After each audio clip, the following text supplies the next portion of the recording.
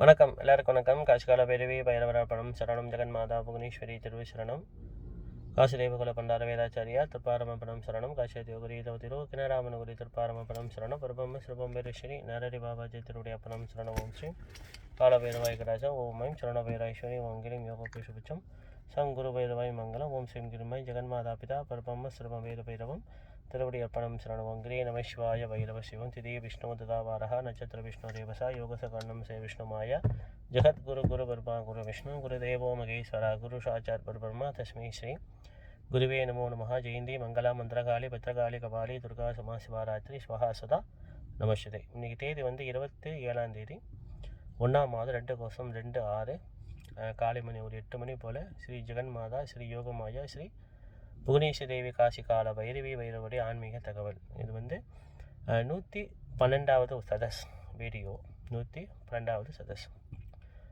நேற்று நான் இந்த ஜோதிட சாஸ்திர அன்பர்களுக்கு உள்ள ஒரு சனீஸ்வர பகவான் ஒரு பயிற்சி பற்றியோ அவரோட பரிகாரத்தை பற்றியும் நான் சொல்லியிருந்தேன். அது எல்லோரும் கேட்டிருந்தாங்க. அதாவது இந்த சனீஸ்வர பகவானை பற்றி எல்லாரும் பயப்படுறாங்க. சனீஸ்வர பகவானை பற்றி எல்லாரும் பயப்படுறாங்க. ராகு பகவானை பற்றி எல்லோரும் பயப்படுறாங்க.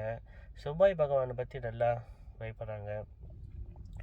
கேது பகவானை பற்றி எல்லோரும் நல்லா பயப்படுறாங்க. ஆனால் நீங்கள் நம்ம பார்த்தீங்கன்னா எல்லா கிரகம் நல்ல கிரகங்கள் தான், எல்லா கிரகங்களும் கெட்ட கிரகங்கள் தான். எல்லா ராசியும் நல்ல ராசி தான், எல்லா ராசியும் கெட்ட ராசி தான். அதாவது அவங்க ஜாதக கர்மாவை தொட்டு, அவங்களோட புண்ணிய கர்மாவை தொட்டு, அவங்களுடைய கிரகங்கள் எந்தெந்த இடத்துல எப்படி அமர்ந்துருக்கிறாங்க, அதாவது ஒரு ராசியில் எப்படி உட்காந்துருக்காங்க, அந்த ராசியில் அவங்க உட்காந்துருந்தாங்கன்னா பகையா நட்பா நீச்சமா உச்சமா ஆட்சியா அப்படின்னு ஒரு கணக்கு அடிப்படையாக வைத்து ஜோதிட சாஸ்திரம் தெரிஞ்ச ரிஷிகள் எழுதி வச்சுருக்காங்க. அது சாத்தியமாக இருக்குது. அவங்க எழுதி வச்ச சாஸ்திரங்களை நம்ம கணிச்சு பார்க்கும்போது உண்மையாகவும் இருக்குது. இப்போ சனீஸ்வர பரிகாரம் எனக்கு தெரிஞ்சு மலேசியாவில் உள்ள மக்களை, மலேசியா கொடுக்கல, இந்தியா கொடுக்கல, திருப்பி சொல்கிறேன். எல்லோரும் நினைக்கிறாங்க நான் இந்தியாவிலேருந்து பேசுகிறேன். இல்லை மலேசியாவிலேருந்து பேசுகிறேன். இப்போ எங்கேருந்து பேசுகிறேன்னு சொன்னால் பந்தேடலாம் கேல் பங்சார் தாண்டி அங்காசாபுரி வரும். அங்காசாபுரி தாண்டினோடனே சோத்துக்கு சைட்டே போனீங்கன்னா ஹைவே ஏறிடுவீங்க. சிரமன் ஹைவே அந்த மாதிரி ஹைவே வந்துடும். பீச்சுக்கு சைட் வந்தீங்கன்னா பந்தேடலாம், அதாவது ஒரு சின்ன ஒரு முன்னே அதெல்லாம் ஃப்ளாட் ரொம்ப இருந்தது, ரூமா பஞ்சாங்க இருந்ததுன்னு சொன்னாங்க. அந்த இடத்துல பந்தேடலாம் ஃப்ளாட், சின்ன ஃப்ளாட்டில் நான் அங்கே இருந்து தான் நான் பிள்ளைங்களை ஸ்கூலில் விட்டுட்டு ஒரு பையனை கிண்டர்கார்டன் ஸ்கூல்லையும் பொண்ணை விவேகானந்தா தமிழ் ஸ்கூலில் விட்டுட்டு இப்போ நேராக இந்த சனீஸ்வர பகவான் பரிகாரத்தை பற்றி நான் கண்டிப்பாக கொஞ்சம் விளக்கி சொல்லணும். சனீஸ்வர பகவான் கர்மகாரகன் ஒரு குறிப்பு இருக்குது. தொழிலுக்கும் அவர் தான் அதிபதி, தொழில் ஸ்தானத்தையும் அவர் தான் அதிபதி, அடிமை தொழிலும் அவர் தான் அதிபதி, பொதுமக்கள் சேவை, மக்கள் தொண்டு, அரசியல்வாதிகளுக்கு அரசியல்வாதிகள் இருக்காங்க, அவங்களுக்கு சனீஸ்வர பகவான் நல்ல பலமாக இருந்தால் தான் மக்கள் சப்போர்ட் இருக்கும். மக்களுடைய சப்போர்ட் ஆதாரம், அதாவது ஆதாயம், மக்கள் மூலிமா ஆதாயம், மக்களோட ஆதரவு, மக்களுக்கு தொண்டு செய்வது, இதெல்லாம் சனீஸ்வர பகவான் ரொம்ப ரொம்ப முக்கியம். அதே மாதிரி சனீஸ்வர பகவான் நல்லா இருந்தால் தான் அவரோட இறப்பு நல்லா இருக்கும்னு சொல்கிறாங்க சாஸ்திரங்கள். இறப்பு நல்லா, அதே மாதிரி ஆயுள் காரகன்னு சொல்லுவாங்க. ஆயிலை ஒரு மனிதனோட ஆயிலை நிர்ணயம் பண்ணுறது சனீஸ்வர பகவான். அதான் சில ஜோதிட சாஸ்திரம் லக்னத்தை அடிப்படையாக லக்னாதிபதி, 8ஆம் அதிபதி, அவங்க நின்ற ஸ்தானம், சாரா லக்கணமாக சீர லக்கணமாக ஜோதிட சாஸ்திரத்தில் நிறைய குறிப்புகள் இருந்தாலும் சனீஸ்வர பகவானை நம்ம என்றைக்குமே ஒதுக்க முடியாது. சனீஸ்வரர் சில பேர் சொல்கிறாங்க கெட்டவர் தான், ஆனால் அவர் ஜாதக கட்டத்துலேருந்து எடுக்க முடியுமா? முடியவே முடியாது. ராகு பகவான் கெட்டவர் சொல்கிறாங்க, ராகு பகவானை இதுலேருந்து எடுக்க முடியுமா? ஜாதகத்துலேருந்து முடியாது. கேது பகவான் கெட்டவங்க சொல்கிறாங்க, கேது பகவானை ஜாதகத்தில் எடுக்க முடியுமா? முடியவே முடியாது. அப்போ நம்மளுடைய ஜாதகத்தில் நம்ம பாவ புண்ணியங்கள் எப்படி நம்ம கணக்கு பண்ணி வச்சுக்கிட்டு அதில் நம்ம இற வழிபாடை நம்ம நாடணும்னு சொன்னால் உங்களுக்கு பிடிச்ச ஒரு கடவுள் இஷ்ட தெய்வத்தை ஒன்று கண்டிப்பாக கும்பிடணும். வேத அடிப்படையில் உள்ள என்னென்ன ரிஷிகள் சனீஸ்வர பகவான் பரிகாரம் எழுதியிருக்காங்கன்னா சனீஸ்வருக்குள்ள பரிகாரம் பைரவர் தான் வருவார். ஏன்னா கால பைரவர் தான் இந்த நவகிரகத்துக்கும் ஆதிகுரு, சனீஸ்வருக்கு குருவும் அவர் தான். பிறகு காண்டத்தில் நீங்கள் படிச்சிங்கன்னா இந்த நவகிரகங்களை பற்றி ரொம்ப விசேஷமாக எழுதியிருப்பாங்க. சனீஸ்வரிய குரு காலபைரவர் வழிபாடு கண்டிப்பாக எல்லாரும் செய்யணும் சொல்லி எல்லாரும் செய்வாங்க. ஏன்னா காலபைரவர் ரொம்ப சக்தியானவர், ரொம்ப சக்தி. நீங்கள் பார்த்தீங்கன்னா உலகத்திலே முத வந்த ஸ்தானம் காசி, எல்லாத்துக்கும் தெரியும். காசி, வாரணாசி, அதுக்கு பிறகு பேர் வந்து மாற்றினாங்க பரணாசி. ஏன்னா பனாரஸ் பட்டு அங்கே சேரால பனாரசின்னு சொல்லி பேர் மாற்றினாங்க. ஆனால் காசி வந்து வாரணாசி. காசி வந்து ஒரு பெரிய அங்கே நீங்கள் பார்த்தீங்கன்னா சனீஸ்வருக்கு கோயில் இல்லை. அதுதான் வந்த ஸ்தலம். ரெண்டாவது தான் ராமேஸ்வரம். ராமன் அவதாரத்துக்கு பிறகு தான் ராமேஸ்வரம் வந்தது. ராமன் அவதாரத்துக்கு பிறகு தான் ராமேஸ்வரம் வந்தது. அப்போ இந்த ராமன் சிவலிங்கத்தை வைத்து பைரவர் பூஜை பண்ண இடம் வந்து ராமநாத சுவாமியும் ராமராமே. அதுக்கு பிறகு தான் பைரவர் அங்கே வந்து ராமேஸ்வரம் வந்தது. அப்போ இந்த ராமேஸ்வரத்துலேயும் புண்ணிய ஸ்தலம். ஏன்னா 3 நதிகள் ஒன்றா சேருது. காசிலையும் வர்ண நதியும் ஆசி நதியும் ஒன்றா சேருது. அதான் இந்த 2 ஸ்தலங்கள் நீங்கள் பார்த்தீங்கன்னா சனீஸ்வர பகவான் இருக்க மாட்டாங்க. நவக்கர சன்னிதானமே கிடையாது. அப்போ அங்கிட்டு போயிட்டு வந்தவங்களாம் பரிகாரம் ஆகாதா? பரிகாரம் கண்டிப்பாக ஆகும். நவகர வழிபாடு எப்போ வந்ததுன்னா தேவி பட்டணம் ராமன் அவதாரத்துக்கு பிறகு தான் நவக்கர சன்னிதானம் வந்தது. ஆனால் பூலோகத்தில் நவக்கரங்கள் இருந்தது. பூலோக நவக்கரம் இல்லாமல் இயங்காது. நவக்கரம் பூலோகத்தில் இருந்தது. ஆனால் அது வெளிப்படையாக கொண்டு வந்தது. மக்கள் மத்தியில் வெளிப்படையாக கொண்டு வந்தது வந்து ராமன் அவதாரத்தில் தேவி பட்டணத்தில் ராமன் நவகரங்களை பிரதிஷ்டப்பட்ட பிறகு தான் நவகரத்துக்கு ஒரு முக்கியத்துவம் மக்கள் மத்தியில் வந்து பரவலாக வந்து தெரிய வந்தது. அதாவது மக்களுக்கு வந்து நவகர வழிபாடு ரொம்ப முக்கியம். நவகர வழிபாடு செய்யணும். நீங்கள் சனீஸ்வரையும் ஒதுக்க முடியாது, சூரிய பகவானையும் ஒதுக்க முடியாது. சூரியனும் நல்லவர் கிடையாது, சனீஸ்வரன் நல்லவர் கிடையாது. சூரியன் கெட்டவரும் கிடையாது, சனீஸ்வரன் கெட்டவரும் கிடையாது. அவங்க இருக்கிற ஸ்தானத்தை பொறுத்து தான் எப்படி இருக்கிறாங்க, என்ன பரிகாரம் செய்கிறாங்க. அப்போ இந்த பைரவர் வழிபாடு வந்து இந்த 7 சனி, அஷ்டம சனி காலம், கண்டக சனி காலம் இது வந்து ரொம்ப முக்கியம். வந்து ஜாதகத்தில் சனி தசை, ஒரு மனிதனுக்கு சனி தசை 19 வருஷம் வரும். அது அவங்க பிறந்த நட்சத்திர அடிப்படையை வச்சு கணக்கு பண்ணி சனி மகாதசை வந்து கண்டிப்பாக ஒரு மனிதனுக்கு வந்தது சொன்னால் ஒரு 19 வருஷம் முழுமையாக வரும். அதுதான் யோகமான இடத்துல அவர் இருந்து யோக செய்யப்பட கட்டுப்பாட்டில் அவர் இருந்தார்னா அள்ளி கொடுத்துட்டு போவார் சனீஸ்வர பகவான்.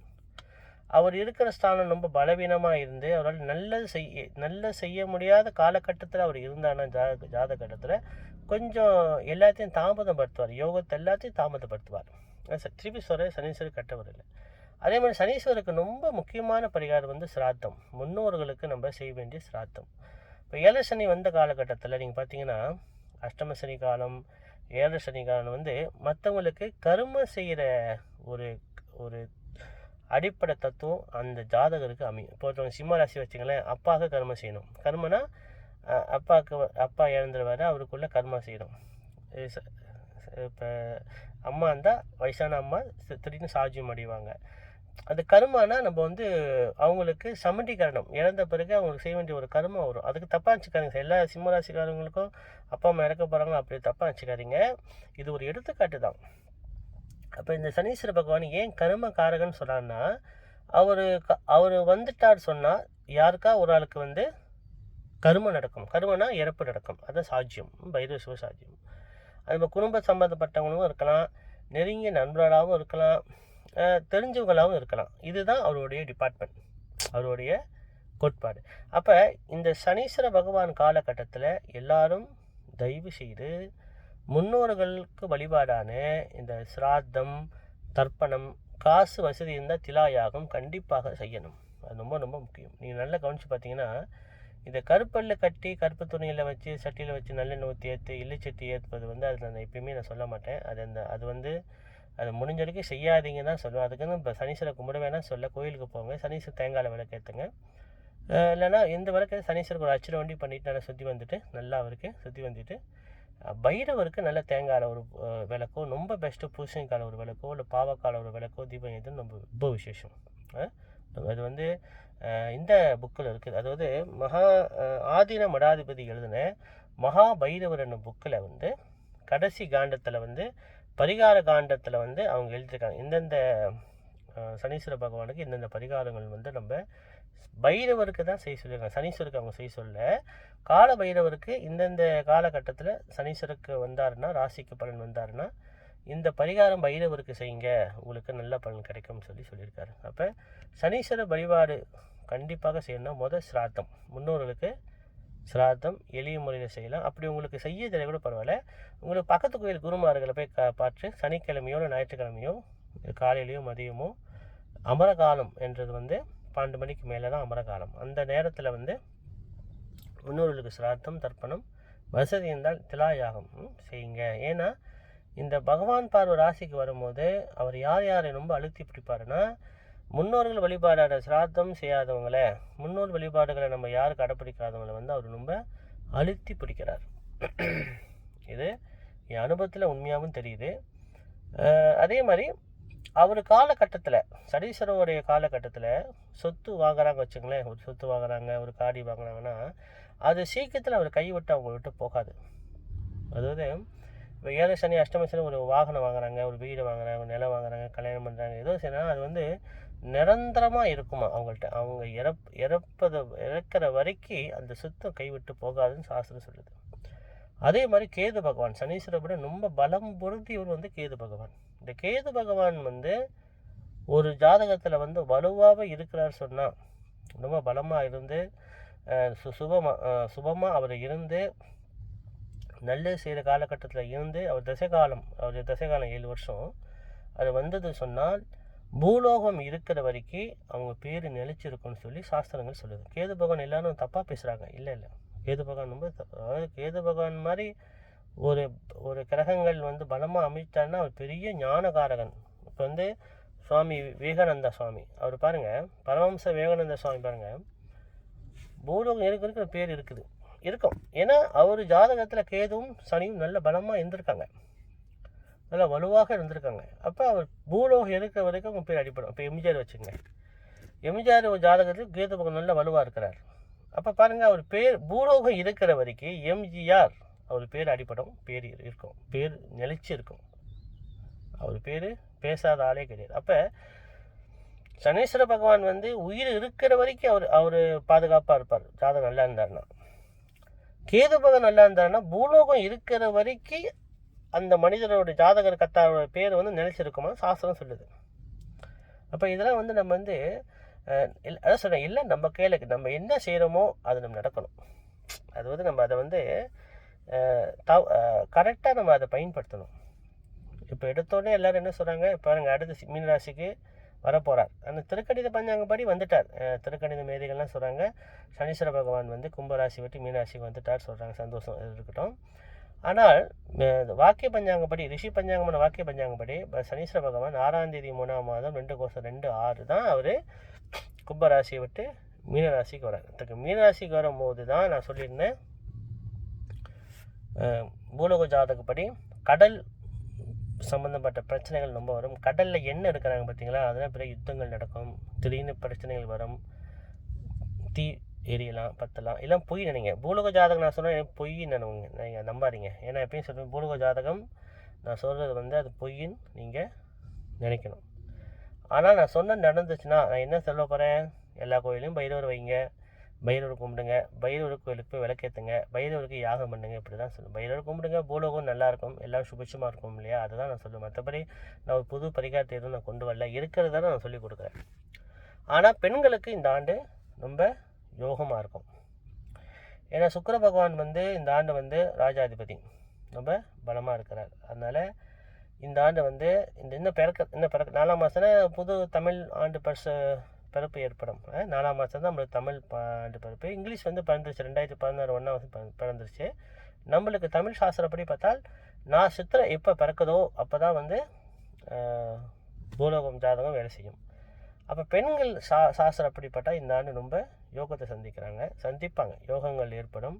பெண்களுக்கு அரசாங்கம் புது சட்டங்கள் கொண்டு வரும். அப்போ தாய்மார்கள், தனித்து வாழும் தாய்மார்களுக்கு அரசாங்கம் நல்ல ஒரு சட்டத்தையும் ஒரு உதவியும் கண்டிப்பாக வழங்கும். மக்கள் போன ஆண்டை விட இந்த ஆண்டு ரொம்ப சிறப்பாக வாழ்வாங்க. ஏன்னா இந்த ஆண்டு வந்து பரபவ வருஷம், ரொம்ப நல்ல வருஷம். ஆனால் இன்னும் பிறக்கலை. அப்போ சனீஸ்வரை கண்டு எல்லாரும் பயப்பட வேணாம், சனீஸ்வரர் நல்லது தான் செய்வார். ஆனால் அவங்க தனிப்பட்ட ஜாதகத்தை நீங்கள் நல்ல நம்பிக்கையான குருமால்கிட்ட நீங்கள் பார்த்து அதை நீங்கள் தெரிஞ்சுக்கணும். ஏன்னா வருஷத்துக்கு ஒரு முறை கண்டிப்பாக நம்ம எல்லாரும் ஜாதகத்தை வந்து நீங்கள் நம்ம தமிழ் சமுதாயத்துக்கு நான் என்ன சொல்கிறேன்னா, ஜாதகம் உங்களோட அப்பா அம்மான ரிஷிகள் உங்களுக்கு எழுதி வச்சது. அதை வந்து உங்கள் பொக்கிஷம், நம்மளோட பொக்கிஷம். இந்த ஜாதகம், இந்த வேதம், இந்த ஆகமம், இதெல்லாம் நம்மளோட பொக்கிஷம். இதை வந்து தயவுசெய்து மற்றவங்களுக்கு அதை விட்டு கொடுத்துடாதீங்க. அதாவது மற்றவங்களுக்கு கற்றுக்க வேணாம்னு சொல்ல, மற்றவங்க தான் நல்லா கற்றுக்குறாங்க. இப்போ நான் காஷிகீரை அப்படி பார்க்கும்போது அங்கே மற்றக்காரங்க தான் யாகங்களும் சிராத்தங்களும் வழிபாடுகளும் ஜபங்களும் ருத்ர பாராயணமும் வேத பாராயணமும் நல்ல சிறப்பாக பண்ணுறாங்க. நம்ம தமிழ் மக்கள் பார்க்கவே முடியல, ரொம்ப குறைவாக இருக்குது. அப்போ தமிழங்க வந்து அதை வந்து நழுவ விடுறாங்க. அவங்களுடைய ராஜா உங்கள் அப்பா அம்மா நீங்கள் விட்டு கொடுப்பீங்களா? நம்ம ரிஷிகள் நம்மளுக்காக எழுதி வச்சு இது சாசனம் இதை விடவே கூடாது. நம்ம பொக்கிஷம் இன்றைக்கி நம்ம விட்டுட்டோம் சொன்னால் மற்றக்காரங்க அதை கற்றுக்கிட்டு அவங்களுக்கு சொந்தம் கொண்டாடிடுவாங்க. இப்போ தமிழ் வந்து எல்லோரும் ஒதுக்குறாங்க. தமிழ் வந்து மற்ற கற்று அவங்க தமிழங்களும் ஆயிடுவாங்க இல்லையா? நம்ம ரிஷிகள் கடும் தவத்திலேருந்து நிறைய பொக்கிஷம் கண்டுபிடிச்சிருக்காங்க, நிறைய வேதங்கள் எழுதியிருக்காங்க, நிறைய சாஸ்திரங்கள். இதெல்லாம் நம்ம ஏன் விட்டு கொடுக்கணும்? அதுக்காக மற்றவங்க சொல்லிக் கொடுக்க வேணாம் சொல்ல, மற்றவங்க கற்றுக்கூட நான் சொல்ல கிடையாது. நம்மளுக்கு எழுதி கொடுத்த நம்ம ரிஷிகள் நம்ம பொக்கிஷம் நம்ம விட்டக்கூடாது. அதனால் நம்மளோட சாஸ்திர மந்திரத்தை கற்றுக்கணும். கொஞ்சம் ஒரு காயத்ரி மந்திரமாக கற்றுப்பந்துங்க. ஏழசனி ஆரம்பிக்குது. அவரோட குரு யார்? குரோதான பைரவர். கிருஷ்ணவர்ணா வித்மஹே ஓம் கிருஷ்ணவர்ணாய வித்மஹே லட்சுமி தாராய தீமஹே தன்னோ குரோதான பைரவர் பிரச்சோத. இந்த மந்திரமும் சனீஸ்வர பகவான் காயத்ரி மந்திரம் ஓம் காகத் பஜாய வித்மஹே கட்கஸ்காய தீமஹே தன்னோ மந்த பிரஜோதியார். இந்த மந்திரத்தை வந்து நீங்கள் என்ன சொல்லணும்னு சொன்னால், சனிக்கிழமை காலையிலையோ இல்லை ஞாயிற்றுக்கிழமை காலையிலையோ மதியமோ இரவோ ஒரு 108 முறை, நேரம் வந்து 1008 முறை சொல்லுங்கள். ரொம்ப நல்ல பலன். முக்கியமாக வந்து இந்த சிம்ம ராசி, இந்த கும்பராசி, மீனராசி, மேசராசி, அப்புறம் கன்னி ராசி, இவங்களுக்கெல்லாம் வந்து இந்த ஒரு 6 ராசிக்காரங்க வந்து கண்டிப்பாக எல்லோரும் கொஞ்சம் இந்த சனீஸ்வர பகவானு ஜபங்கள் பண்ணுறது, வழிபாடுகள், பைரவர் வழிபாடு செய்வது, வசதி இருந்தால் யாகங்கள், தனிப்பட்ட முறை செய்வது யாகங்கள், அதாவது தனிப்பட்ட முறை குருமார்கள் செய்கிற யாகத்தில் போய் கலந்துக்கிறது, அவங்களுக்காக செய்கிற யாகங்கள்லாம் ரொம்ப ரொம்ப முக்கியம். இதெல்லாம் வந்து நீங்கள் பரிகாரம் கண்டிப்பாக செய்யணும். அதே மாதிரி எல்லா விஷயத்துலையும் கொஞ்சம் கவனமாக செயல்படணும். எப்படின்னா இப்போ ஒரு பெரிய ஒரு காசு விஷயத்தில் ஒரு முன்னிட்டு ஏதோ செய்ய போகிறீங்க வச்சுங்களேன், ரொம்ப பார்த்து நிதானமாக செய்யலாமா செய்யக்கூடாதா, இல்லை வந்து பின்னால் மிஸ்டேக் இருக்குமா, பின்னால் ஏமாற்றம் இருக்குமா, இப்படிலாம் ரொம்ப நீங்கள் கவனித்து செயல்படணும். ஏன்னா ரிஷிகள் என்ன சொல்கிறாங்கன்னா, நம்மளுக்கு நேரம் சரியாகும் போது நம்ம வந்து கண்டிப்பாக ஒரு முன் எச்சரிக்கை செய்யணும். அது டக்குன்னு வந்து யாரையும் நம்பக்கூடாது, யோசித்து நிதானமாக கண்டிப்பாக செய்யணும். அதே மாதிரி சனீஸ்வரர் வந்து சரியில்லாத காலகட்டத்தில் வந்து இந்த ஓஷன் ப்ராப்ளம் கண்டிப்பாக வரும். இந்த சைலிஷ் சொல்லுவாங்க, அதாவது மூலம், இதெல்லாம் வந்து வர வாய்ப்பு உண்டு. அப்போ அதெல்லாம் ட்ரீட்மெண்ட் நீங்கள் முன்னுக்கு போய் எடுக்கணும். சாப்பாடு கரெக்டாக இருக்கணும். கண்டிப்பாக யோகா செய்யணும். சித்தம், மனம் சித்தத்துக்கு கொண்டு போகணும். ஒரு நிலைக்கு உங்களை யார் என்ன தப்பு சொன்னாலும் சரி அதை கண்டுக்காதீங்க. ஆண்டவனுக்கு நீங்கள் நெருமையாக இருந்தால் போதும், பைரவருக்கு நீங்கள் நெருமையாக இருக்கணும். கண்டிப்பாக ஒரு தாய் கடவுளை நீங்கள் அன்பாக நீங்கள் ஜபம் பண்ணி ஆகணும். ஏன்னா பெண்களுக்கு இந்த வர ஆண்டு 4ஆம் மாதத்துக்கு பிறகு சில யோகங்கள், குழந்தை உள்ள தாய்மார்களுக்கு யோகம் உண்டு. அடுத்த ஆண்டு 2027க்கு பிறகு சொந்த பிஸ்னஸ் பண்ணுறவங்களுக்கு ஒரு யோகம் வரும். நான் ஒன்றுனா சொல்கிறேன், ஏன்னா எல்லாமே சொன்னால் மக்கள் குழம்பிடுவாங்க, தடுமாறுவாங்க. இப்போ நடக்க போகிற விஷயங்களை பற்றி நான் சொல்கிறேன். அதே மாதிரி இப்போது இந்த 2025னா நிலத்திலே சண்டை நடக்குது. 2026 4ஆம் மாதம் பிறகு கடலில் தான் சண்டை நடக்கும்.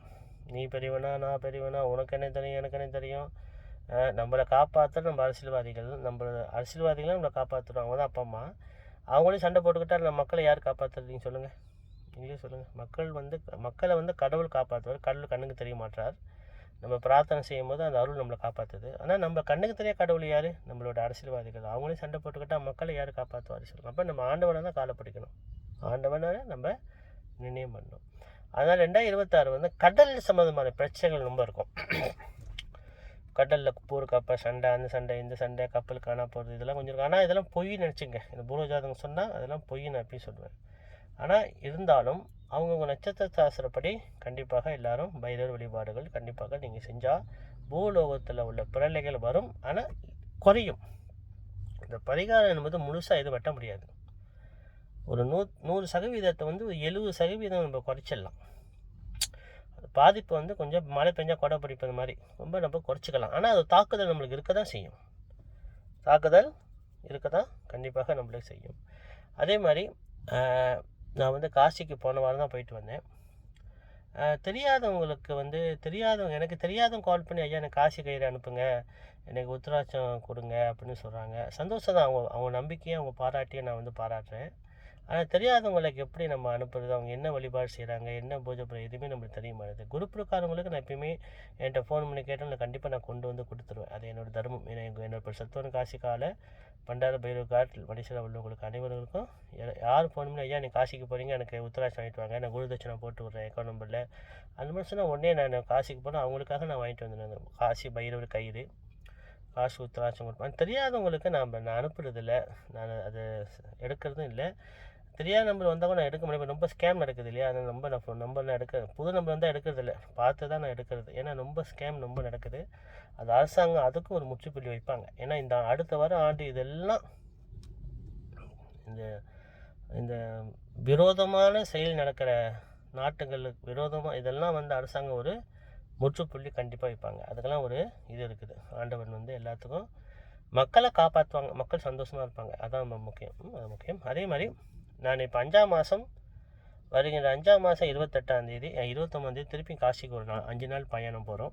அதே மாதிரி தான் இன்னொரு ஒரு பக்தர் அடியார் அன்பான சிசிய பிள்ளைகள் அவங்களாம் எனக்கு அப்பா அம்மா மாதிரி அவங்களோட ஆஸ்தியை நாங்கள் காசிக்கு எடுத்துகிட்டு போய் கால பைரவர் யாகம் பண்ணி திலா யாகமும் பண்ணி அங்கே உள்ள விஸ்வநாதர், காசி கால பைரவர், துண்டி கணபதி சொல்லுவாங்க, அப்புறம் நாராயண சுவாமி இவங்களோட ஆசீர்வாதம் எடுத்து அந்த ஆத்மாவுக்கு முத்தியும் சித்தியும் கொடுக்கணும்னு சொல்லி அந்த ஆத்மாவுக்கு ஒரு ஆஸ்தியை, ஒரு தாயாரோட ஆஸ்தியை பூமி தனகம் பண்ணுறோம்.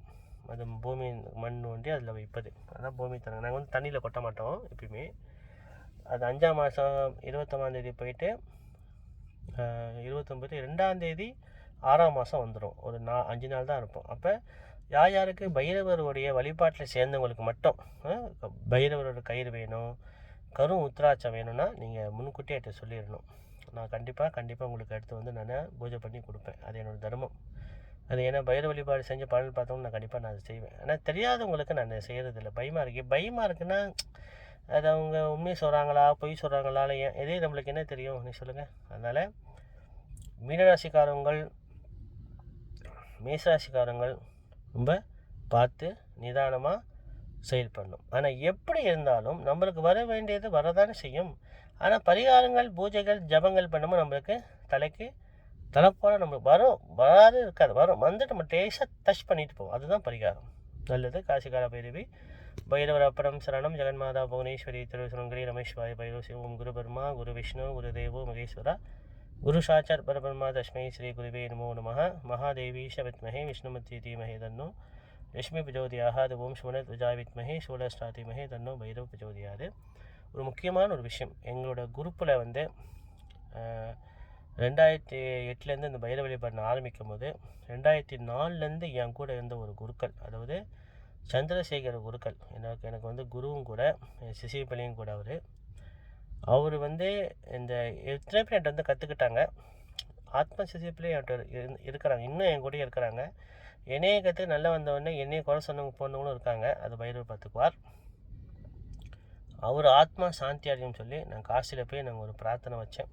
ஏன்னா சந்திரசேகர குருக்கள் வந்து என் கூட 2004 போன வருஷம் 2024 வரைக்கும் என் கூட இருந்தார்.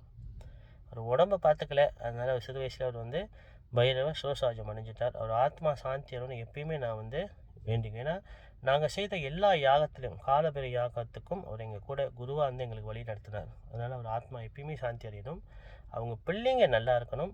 அவங்க பிள்ளைங்களுக்கு நான் வருஷத்துக்கு ஒரு முறை அவர் காசு அனுப்பிடுவேன். என்னோடய குரு தட்சணை கண்டிப்பாக அனுப்பிடுவேன். ஏன்னா எனக்கு தெம்பு இருக்கிற வரைக்கும், உடம்புல வசதி இருக்கிற வரைக்கும் அவருக்கு செய்ய வேண்டிய தர்மத்தை நான் கண்டிப்பாக செஞ்சேன். அவர் இல்லை, ஆனால் ஒரு ஆத்மா ரூபமாக, ஆண்டவன் ரூபமாக, பைரவ ரூபமாக எங்கள் கூட உதவியாக தான் இருக்கார். எங்களுக்கு நல்லது தான் செஞ்சிட்ருக்கார். இந்த குரூப்பில் கேட்குறவங்க அனைவருக்கும் பரிசுத்தமான காசி கால பண்டார பைரவ காட் மலேசியக்காரங்களுக்கெல்லாம் ஒரு வேண்டுகோள் என்னென்னா, அவருக்கு வருஷத்துக்கு ஒரு குரு தட்சணை அவர் பிள்ளைங்களுக்கு அனுப்பிங்க. அவருக்கு 2 பிள்ளைங்க, ஒன்று பொம்பளை பிள்ளை, ஆம்பளை பிள்ளை. எல்லா பிள்ளைங்க இந்தியாவில் இருக்காங்க. நம்மளோட தர்மம் நம்ம கடைப்பிடிக்கணும். ஏன்னா குருவை மறந்துன்னு சொன்னால் யாருமே உருப்பட்டா சரித்திரமே கிடையாது. நல்ல குருவிட்ட சேர்ந்து அந்த குரு மூலிமா நல்லா வந்தவங்க அனைவர்களுக்கும் வேண்டுகோள் என்னென்னா, குருவுக்கு செய்ய வேண்டிய தர்மத்தை கண்டிப்பாக செய்யணும். இப்போ நாங்கள் காசிக்கு போனேன். பூஜையை நான் வந்து என்னை குரூப்பில் உள்ள அனைவர்களுக்கும் நான் ஒரு பிரார்த்தனை வச்சு, அதே மாதிரி சந்திரசேகர் குருக்களுக்கு ஆத்மா சாந்தியான ஒரு பிரார்த்தனை வச்சு, என் குரூப்பில் ஒரு 4 பேர் சாஜியம் அடைஞ்சாங்க வயசானவங்க. அவங்களுக்கெல்லாம் நான் பேர் சொல்ல விரும்புவேன்னா, அவங்களுக்கெல்லாம் ஒரு பிரார்த்தனை வச்சுட்டு தான் நாங்கள் யாகமே நான் ஆரம்பித்தேன். ஆனால் அது என்னோடய கடமை. ஏன்னா என் கூட இருந்து என்னை குருவாக மதித்து என் கூட இருந்து உண்மையாக சிஷ்ய பிள்ளைங்க அவங்களாம். எனக்கு சந்தோஷமாக இருக்குது. ஏன்னா நல்லபடியாக அவங்க சாட்சியம் அடைஞ்சாங்க, நல்லபடியாக இறந்துட்டாங்க, நல்லபடியாக கஷ்டப்பட்டு அவங்க இறக்கலை, நல்லபடியாக ரொம்ப சந்தோஷமாக இருக்குது. ஏன்னா நம்ம கூட இல்லை தான், ஆனால் அவங்க ஆண்டவனாக நம்ம கூட இருக்கிறாங்க. கண்டிப்பாக பைரவ ரூபத்தில் அவங்க நம்மளுக்கு உதவி செய்கிறாங்க. சந்தோஷம். காசிகால பைரவி, பைரவர் அப்பனம் சரணம், ஜெகன்மாதா புவனேஸ்வரி, திருவிசரண வங்கிரி நம சிவாய, பைரவ சிவம்.